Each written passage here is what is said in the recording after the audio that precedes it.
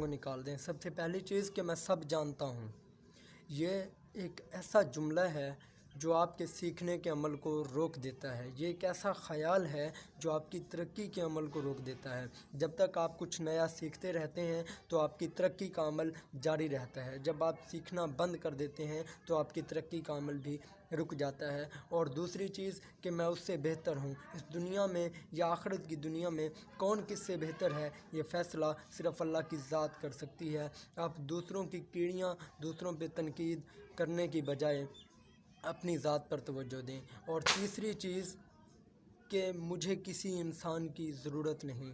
اس دنیا کے اندر کوئی بھی انسان کامل و اکمل نہیں، نہ علم کے لحاظ سے نہ عمل کے لحاظ سے۔ آپ کو ہمیشہ کچھ سیکھنے کے لیے، کچھ ضروریات کو پورا کرنے کے لیے دوسرے انسان کی ضرورت پڑتی ہے۔ لہٰذا ان تینوں چیزوں سے بچیں۔ یہ تینوں چیزیں آپ کی زندگی کے زوال کا سبب بن سکتی ہیں، آپ کے سیکھنے کے عمل کو روک سکتی ہیں، یا آپ کی ترقی کے عمل کو روک سکتی ہیں، اور آپ کو اس دنیا میں ایک ناکارہ انسان کے طور پر بھی ثابت کر سکتی ہیں۔ تھینک یو سو مچ۔ اللہ حافظ۔